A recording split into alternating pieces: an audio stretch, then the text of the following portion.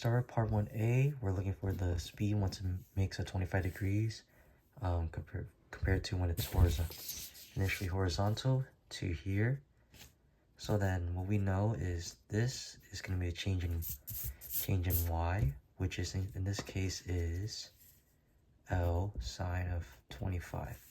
That'll be used later. So now what we can set up is MEI is equal to MEF, because we know that mechanical energy in this scenario is conserved, and we're only going to look at the as from the top to this point right here. So we're just going to set up the PE, the work done by the force of gravity. So it will be Fg times change in y, and then all that will be converted into Ke. So then Fg, in this case mg, as we declared earlier, our change in y is L sine 25. And then Kef will be just 1/2 m of the, in this case, this will be big M. And so will this also be big M, because then that represents the ball. And then it will be Vs squared. We cancel out these m's right here because they're the same one. And we can multiply both sides by 2 to isolate for Vs squared. So now we're left with 2g L sine 25 is equal to Vs squared. If we square root both sides, then we're left with 2g L sine 25 is equal to Vf. And once you simplify that, you should get 4.984 meters per second, which will be the speed once it makes a 25-degree angle. We're trying to find our A net. So first we're going to find our AC, which is just the V squared over R. In this case, this V is the V we found in the previous one, which is just going to be 4.984. And we're going to square that if we divide by the length of the pendulum, which is 3. After that, our AC should be 8.283 meters per second squared in magnitude. And our A tan, and actually to find our A tan. So if we look here, we're going to draw, this is the FG, and we're going to draw its components. So FGX is right here, and it's FGY. Now this is a 90-degree angle, and it's similar to this one, but for this we're going to have to rotate it. Actually, we're going to have to flip it. So then that means this here will be our 25-degree angle, and then this here will be the complementary angle to this, but we're only caring about this one for now. So if that's the case, that means this here, that means FGX is going to be FG cos 25. But since we're just looking at the acceleration, it's just going to be G cos 25. So now our A tan is going to be just G cos 25, and that is approximately 8.881 meters a second squared. A net. Now we're going to try to find A net and acceleration vector, so we have to use Pythagorean theorem. So it's A net squared plus AC squared plus A tan squared will equal to A net squared. I'm going to simplify A net by square rooting both sides. So now you have A net is equal to square root of AC squared plus A tan squared. But I'm going to plug it in. So AC was 8.283 squared, and A tan was 8.881 squared. And once you simplify that, your A net will come out to 12.145 meters a second squared in magnitude. Okay, so for part C, angular acceleration, so the magnitude of that, so we know alpha is equal to just A over R, but in this case, we're going to look at A tan, so then it's just alpha is equal to A tan, which is for G, which was 8.881 over R, which is the length of the string of the pendulum, which was 3, and then after that you just get once you simplify that, if we 1 over 3, you just get 2.96 rads per second squared. That's just angular acceleration. Okay, so for 1D, we're trying to find the tension. So we're going to set up net force. Net force at that point is equal to FC. And what we know is that because of this, tension is going to point up, but then gravity is going to point down. So we see, right, T minus FG is equal to FC. And then we can isolate for T by writing T equals FC plus FG. Now for FC, what we're going to need to find is V. So we're going to set up our other, we're going to set a mechanical energy. MEI is equal to MEF. So if we're taking it from the top here to here, we're going to use this as the reference point. So from here to here. So we're going to set up PE gravity, or work due to gravity. So it would be FG times the change in Y is equal to 1/2 M, big M in this case, times VF squared. This VF here represents the speed at the bottom right before it hits the block.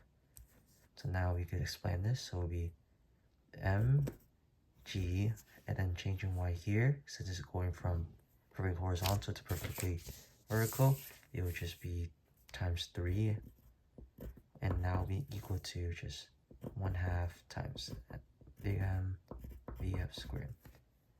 And then you can cancel out the M here and multiply by 2 on both sides. So you get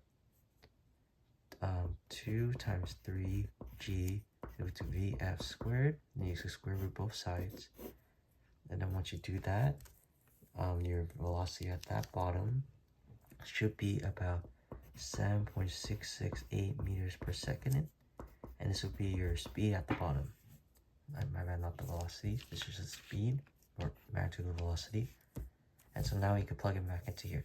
So we know it's T is equal to, so FC in this case is M, big M, because that's the bob, that's the pendulum, times VF squared over L, because in this case R is going to just be L, our radius, plus the mass of the bob times G, and then you just start plugging in. So T, so we know our mass of the pendulum is 1.8 kilograms times 7.668 squared all over 3 plus our mg, so it's 1.8 times 9.8, and then you should get, once you simplify that, you get approximately 52.92 newtons as the tension, as the magnitude of the tension at the bottom right before it collides with the block. Start off 1E. So we're trying to find the velocity after collision, and what we know is that before the pendulum hits the block, what we found in the previous problem, so it's VF. So in this case we're going to put as VI, V1I, which is going to be the pendulum's initial speed before it, velocity before it hits the block, which was plus 7.668 meters per second. And then now we're adding this set of momentum. So PI is equal to PF because the momentum is conserved. And what we know is that in this case it would be M1 V1I, which is the momentum of the ball before it hits the block. And then we also know it's M2 V2I, which is 0 because then the block doesn't move. It's equal to M1 V1F, which is the final momentum, plus M2 V2F, which is the final momentum of the block. This one's for the ball. And we're trying to isolate for V2F, so we could cancel, because then we're trying to find V1F, so we need to get rid of this variable we don't know. So I'm going to isolate for it, so it's M1 V1I minus M1 V1F is equal to M2 V2F. And we just divide both sides by M2, and after that you get M1 V1I minus M1 V1F all over M2, and that'll be how you we find V2F. So after we found our moment, our V2F, we're going to set up KE. So since this is elastic collision, KE is going to be conserved. So we can say KEI is equal to KEF. Now we can set up, so we first have the KE of the pendulum before, so it's 1/2 M1 V1F squared, or 1I squared, my bad. Now on the other side, we have 1/2 M1 V1F squared, and this is going to be the final KE of the pendulum after collision. And we're going to add the KE of the other one of the block, which is 1/2 M2 V2F squared, and that's the KE of the block. And for the initial KE of the block, it's 0 because it's initially at rest. So now we can start plugging into V2F, so we could rewrite the equation. So it's 1/2 M1 V1I squared, so it's 1/2 M1 V1F squared. And we're going to add M1/2 M2. Well, in this case, we would cancel the 1/2 because it'll be easier to manage without having to worry about 1/2. Now, our V2F, what we saw earlier, was M1 V1I minus M1 V1F all over M2, and this whole thing is squared. And now what we can do is we can expand this. So let's rewrite the equation. M1 V1I squared is equal to M1 V1F squared plus M2 times, I'm going to factor out M1 and M2 per separate, so it's M1 squared over M2 squared. And now this is going to multiply this V1I minus V1F squared, so you could just FOIL it.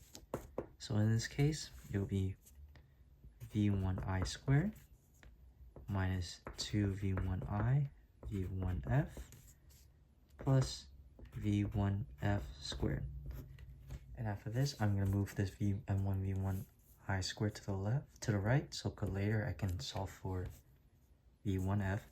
So we just put 0 is equal to, what we know is negative M1 V1I squared plus M1 V1F squared plus, this is so it's M1 squared, and this is M2 over M2 squared, which is M2, so it's M1 squared over M2 multiplied by, and then we're going to distribute to each term, so it's V1I squared minus M1 squared over M2 times negative 2 V1I V1F, and this is going to be plus M1 squared over M2 times V1F squared.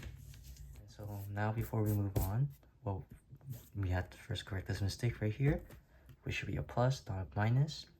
That's the minus rate counted for right here. And now the next step is to combine like terms. So here we have a negative M1 V1I squared, and you have an M1 squared over M2, so we combine them. And since they both have V1I squared, I'm going to factor it out, so V1I squared times, put M1 squared over M2 minus M1, and then we look at I'm going to combine the V1F squared, so there's M1 V1F squared, and here's M1 squared over M2 V1F squared, so it's plus V1F squared times M1 squared over M2 plus M1, and here we just have M1 over M2, and this is the last term, so it's just negative 2 V1I V1F M1 squared all over M2. And now we can start plugging in numbers. So we're going to set up 0 is equal to, and we know here, we're going to put up here space, 0 is equal to V1I squared, which is 7.668 squared, times M1 squared, which we know is 1.8 squared over M2 is 0.4 minus 1.8 because that's M1 plus V1F squared. We don't know what V1F is, we're trying to find it, times M1 squared over M2, or which is just, in this case, 1.8 over 0.4 plus 1.8, and then minus this one 2 times 7.668 times 1.8 squared v1f over here, all over 0.4, which is going to be our m2. And then what you can do is you can simplify this into,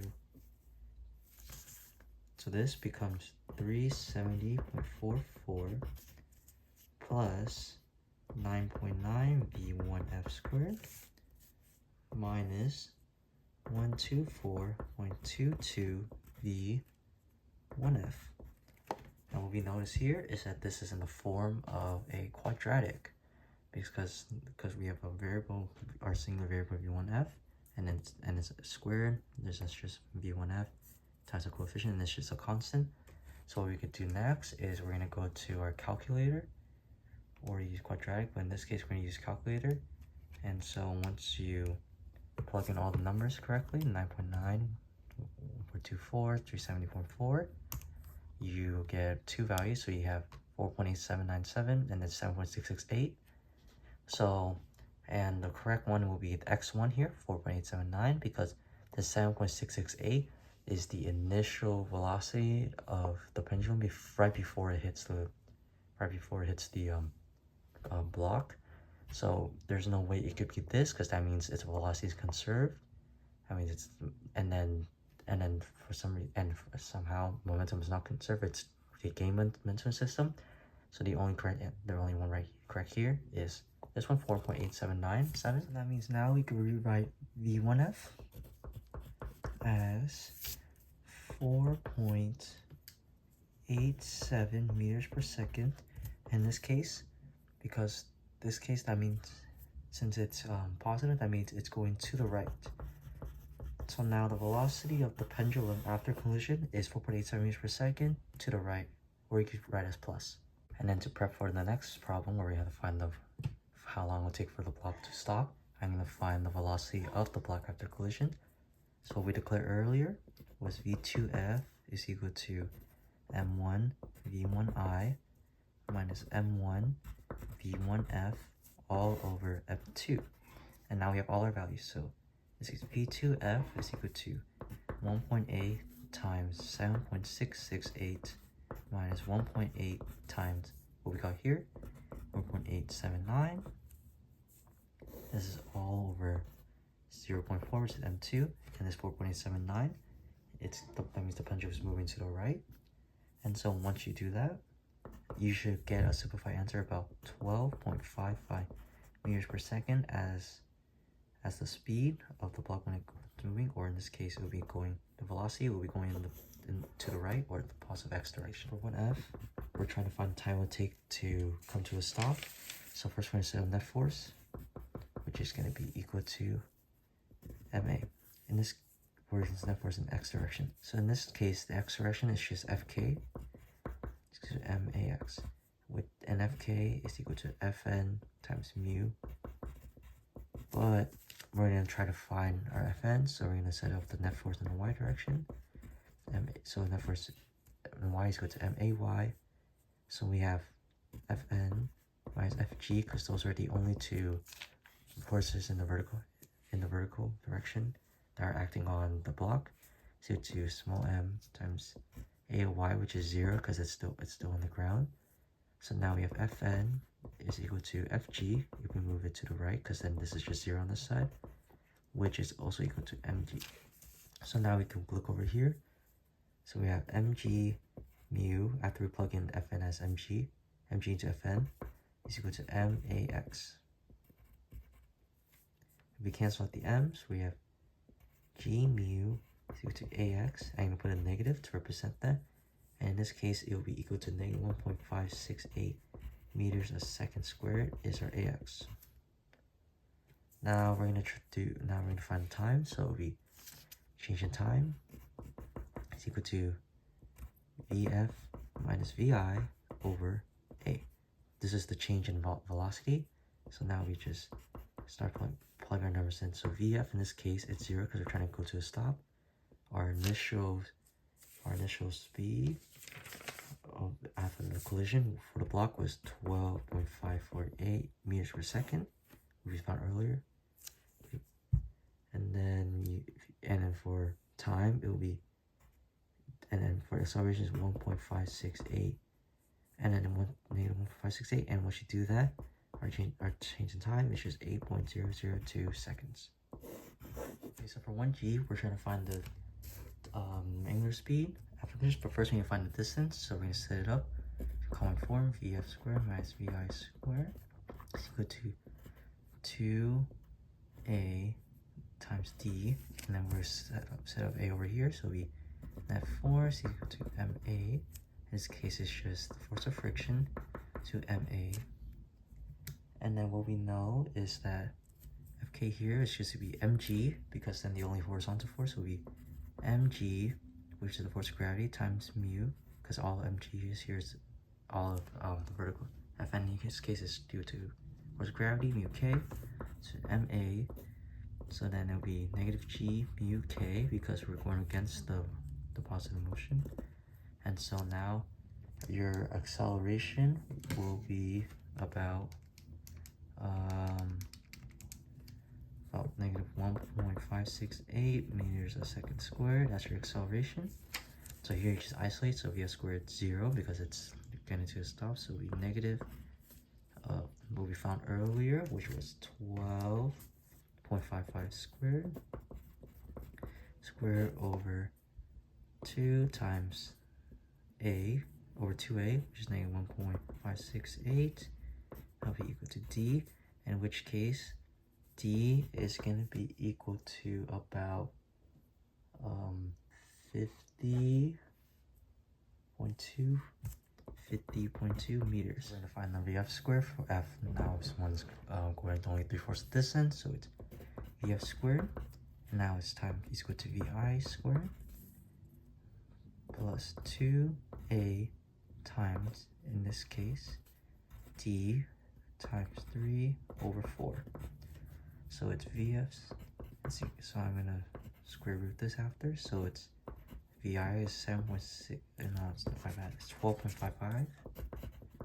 5 squared plus 2 times negative 1.568, which is our acceleration, times 50.2 times 3/4, and then you could square root it, and then your vf here should equal about 6.273 meters a second. That's going to the right. And then you could just set up MVR. So we set up angular momentum. So in this case, we're going to do MVIR is equal to I total times omega, because then we know now it's going to stick to the block. So then we're going to start plugging in our numbers. So then spinning up I total. So what we know is, first I'm going to plug in m, which is 0.4. Our vi is 6.273, and then we're going to r here. It's going to be distance from the pivot, which in this case at the top, so it'll be 2/3 L. So it's L is, in this case, is 5, so it's 5 times 2/3. And now we're going to set up I. So what we know first is the I of the rod from the pivot, which is 1/3 times m of the rod, which in this case is going to be 1.1 times 5 squared, because that's the length of the rod, plus, and we're going to use parallel axis theorem because now we're treating it as a point mass. So the point mass is 0.4 times, which is the distance away from the pivot, which is 2/3 L, or 2/3 of 5. So 5 times 2/3, and we square that, and times that by omega. And now we just isolate it, so it's 0.4 times 6.273 times 10/3 all over. We divide by this I total right here. Is 1/3 times 1.1. Hold on, let me focus. 1.1 times 5 squared plus 0.4 times 10/3 squared, is equal to omega. In this case, your omega will be equal to about 0.614 rads a second. Okay, so next for 1h, we're going to be trying to find the height. So we're going to set up MEI equal to MEF, which is going to be how it is after it collides with the block collides with the rod. Hence we're going to set up KE rod. So in this case, it's 1/2 I total times omega squared. And then we're gonna, and it's all gonna be converted into PE gravity. So that will be set up as M total times G times H, which we're trying to find. And we know I total from our previous question was 0.4 times 10/3 squared plus 1.1 times 5 squared over 3, and then we're gonna divide by M total. So M total and G. So we know, so we M total times G is equal to H. And so I'm gonna rewrite M total and G. So let me write this first. So 0.4 times 10/3 squared plus 1 times 5 squared over 3 all over 2G M total, which is 1.1, which is the mass of the rod, plus 0.4, which is the mass of the block after it because it collides and it sticks, to H. And you should get about 0. And once you plug all those into the calculator, you get 0.17 meters as the height from the center, the height of the system goes after it collides. Okay, for the last one, for 1I, we're going to be trying to see what happens if it changes where the block strikes. So first, I'm going to write out angular momentum again. So in this case, we're going to start initial. So M here represents the block times V times R, VF, or VI times RR, which is equal to, or actually we're going to rewrite this R as our new one, which is all over 2. And then it's going to be 2I total times omega. So now we have to, so these ones are the same. So it's the mass of the block was 0.4 times the VI, which was